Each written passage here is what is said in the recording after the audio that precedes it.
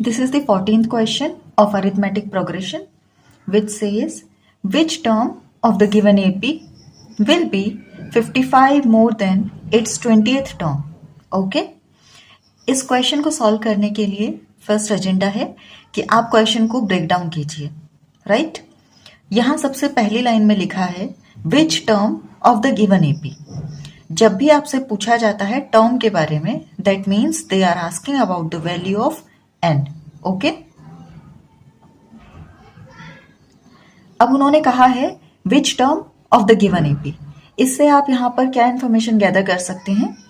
ये A1 है first term, A2 second term, A3 third term, A4 fourth term.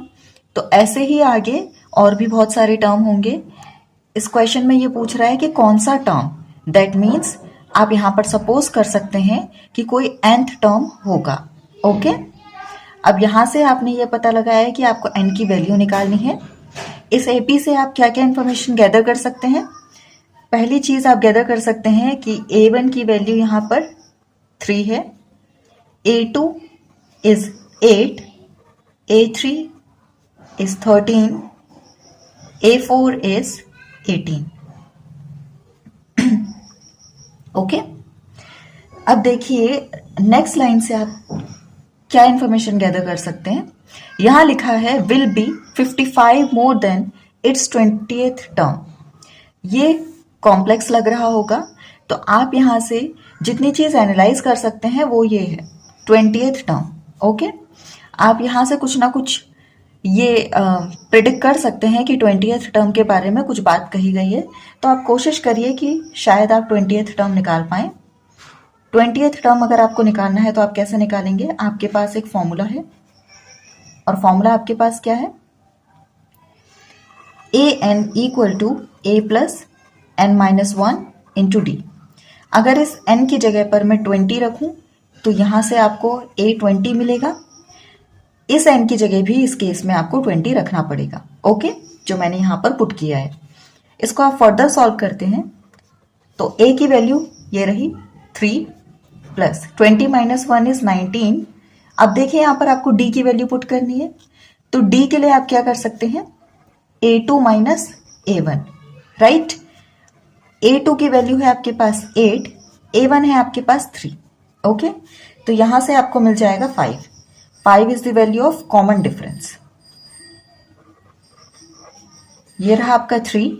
इनकी multiplication करेंगे तो आप 95 लेंगे यहां से, और फाइनली आपको मिलेगा 98, जो कि आपका 20th टर्म है इस गिवन एपी का. Okay,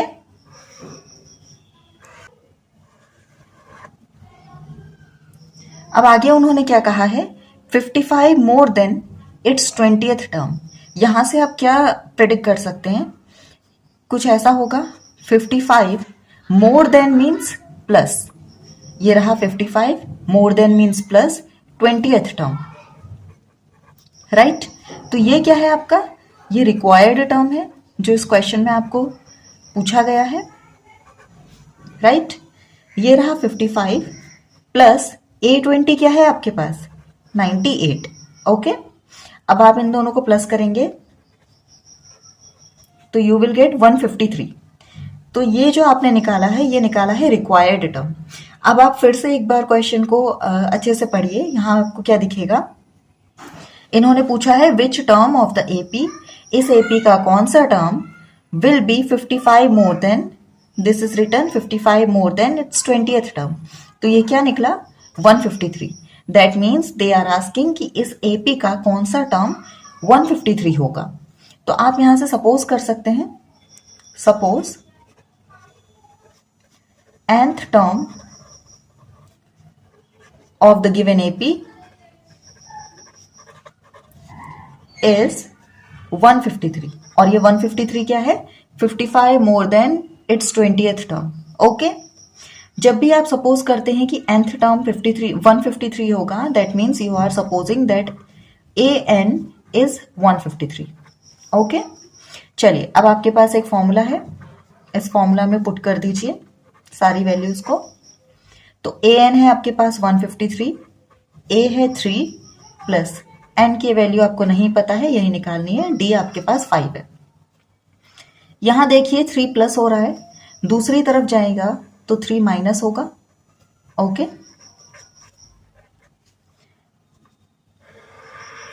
153 minus 3 is 150।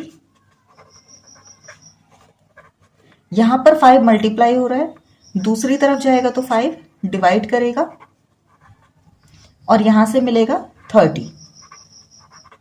यहां -1 है, ये इस तरफ आएगा तो प्लस हो जाएगा और n की वैल्यू आपको मिलेगी 31। यहां से आप क्या कंक्लूड कर सकते हो कि 31st term of the given AP will be 55 more than it's 20th term. यह आपका फाइनल आंसर है। ओके, तो आप क्या लिख सकते हैं? 31st term is equal to 153. That means 31st term of the given AP is 55 more than 20th term, which is 153. Let's move further to the next question so that you will have more clarity on this particular type of question. This is the 15th question, which says which term of the given AP will be 130 more than it's 31st term. Okay, तो इस AP को देखकर आप क्या क्या information gather कर सकते हैं कि A1 5 है, A2 15 है, A3 25 है, राइट। और आपको क्या यहां से इंफॉर्मेशन मिल सकती है? कॉमन डिफरेंस आप निकाल सकते हैं, राइट। कॉमन डिफरेंस निकलता है A2 माइनस A1 का। A2 की वैल्यू है आपके पास 15, A1 है आपके पास 5, तो डी की वैल्यू यहां से मिल गई आपको 10। ओके, अब क्वेश्चन क्या कह रहा है? Which term. जब भी वो बोले which term, that means they are asking the value of N. Okay, अब इन्होंने और यहां पे 31st टर्म के बारे में कुछ कहा है, तो आप 31st टर्म निकाल लीजिए लाइक दिस। ए की वैल्यू आपके पास 5, 31 माइनस 1 इज 30 और डी है आपके पास 10। तो finally you will get 5 plus 300, that is 305. That means 305 is the 31st term of the given AP. Okay, let's move further. और इस क्वेश्चन में आपको कहा है, देखिए 130 more then 31st term, right. तो 130 और इसका 31st टर्म क्या है? 305। ओके, ये क्या है आपका रिक्वायर्ड टर्म, जिसके बारे में आपको इंफॉर्मेशन गैदर करनी है इस क्वेश्चन में। आप इसको ऐड करेंगे तो आएगा 435। तो 435 is the 130 more then 31st term of this given AP। Fine, अब आप सपोज कर सकते हैं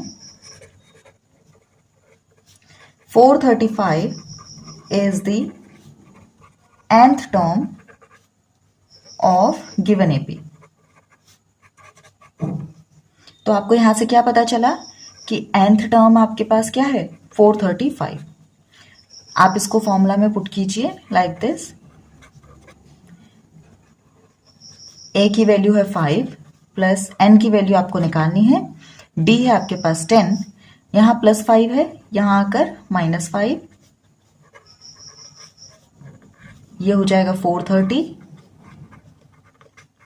ये 10 मल्टीप्लाई में है, यहां आकर डिवाइड में जाएगा, यहां से यू विल गेट 443। ये -1 है, यहां आकर प्लस हो जाएगा, तो ultimately you will find the value of n to be 44, right. Now you can conclude that nth term यहां पर बोला था ना आपने कि 435 है और n की वैल्यू 44 मिली है। That means 44th term of the given AP is 435 और 435 क्या है? 130 more than it's 31st term. Okay, let's move to the 16th question.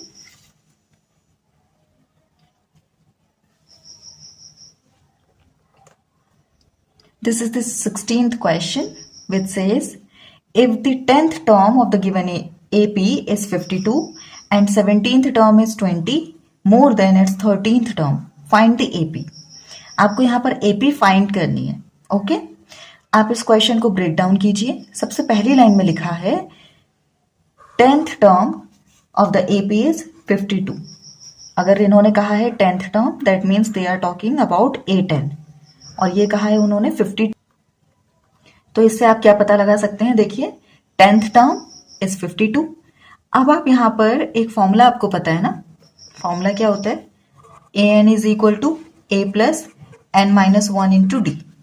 अगर आप N की जगह पर यहां पर 10 रख रहे हैं, दैट मीन्स यहां पर भी 10 रखना पड़ेगा, तभी ये A10 होगा, राइट? तो यहां आप क्या कर सकते हैं? A plus 10 minus 1 into D is equal to 52. आप इसकी जगह ये रख सकते हैं, है ना? देखिए यहां पर यह है A10 is equal to A plus 10 minus 1 into D. तो मैंने ये चीज A10 की जगह पर यहां रखी है. ओके, देखिए यहां से क्या मिलेगा आपको? 10 माइनस 1 इज 9 और ये D. ये आपकी हो गई फर्स्ट इक्वेशन. ओके, सेकेंड उन्होंने क्या कहा है? 17th टर्म के बारे में बात की है, that means they are talking about A17. इसके बारे में क्या कहा है? 17th term is 20 more than it's 13th term. तो ये इक्वेशन बनेगी आपके पास. 17th टर्म को आप इस फॉर्मूला के अकॉर्डिंग कैसे यहां पर मोल्ड करेंगे? Like this, A plus 17 minus 1 into D, ये रहा 20, और यहां पर A plus 13 minus 1 into D, right? तो ये हो जाएगा A प्लस 16D और ये हो जाएगा 20 plus A plus 12D, right? अब आप क्या कर सकते हैं? इस पूरी इक्वेशन को एक साइड ले लीजिए सो दैट आपको इजी पड़े. ओके, देखिए कैसे, ये आपके पास ऑलरेडी लिखा है A प्लस 16D. अब ये 20 यहां पर प्लस में है, इस तरफ जाएगा तो माइनस होगा. A यहां प्लस है, इस तरफ जाएगा तो माइनस होगा. 12D यहां प्लस में है, इस तरफ जाएगा तो माइनस होगा, और इक्वल टू यहां कुछ नहीं बचा तो 0, राइट? देखिए ये A पॉजिटिव और नेगेटिव दोनों आपस में कैंसिल हो जाएगा. 16D माइनस 12D, आपके पास 4D आ जाएगा, और ये रहा माइनस 20. ओके, अब देखिए ये 4D ऐसे रहेगा, माइनस 20 उस तरफ जाएगा तो पॉजिटिव हो जाएगा, और D की वैल्यू आप फाइंड करेंगे तो 4 डिवाइड में जाएगा. Finally you will find the value of common difference to be 5. Okay, अब देखिए आपके पास कॉमन डिफरेंस की वैल्यू आ चुकी है, राइट? D की वैल्यू आ गई है. अगर आप इसको फर्स्ट इक्वेशन में पुट कर देते हैं तो आपको अल्टीमेटली A की वैल्यू मिल जाएगी. ओके, चलो इसको करते हैं. तो आप यहां से लिख सकते हैं putting the value of common difference which is 5 in equation 1. Equation 1 है आपके पास A plus 9D equal to 52. A की वैल्यू आपको फाइंड आउट करनी है, ये रहा 9, और D की वैल्यू है 5, ये रहा 52. A प्लस ये रहेगा 45 देन 52. A की वैल्यू कैसे मिलेगी आपको? जब 45 उस तरफ जाएगा तो finally you will have the value of A to be 7.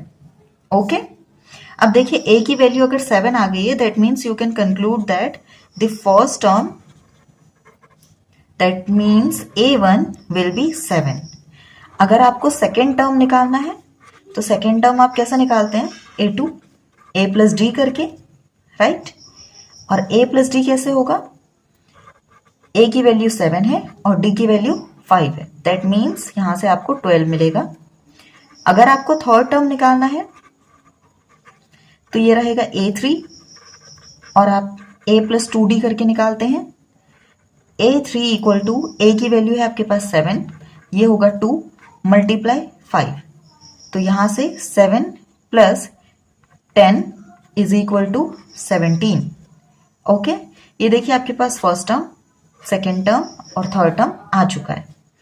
आपसे क्वेश्चन में बोला है कि आप एपी फाइंड करो। जब भी आपको एपी निकालनी हो तो आप कैसे निकालते हैं? First term, second term, third term and so on, यही होती है एपी। तो आपको यहां पर मिल गई है ना, ये देखिए, first term, second term, third term and so on, ये है आपकी required AP. This is the answer of this question. Okay.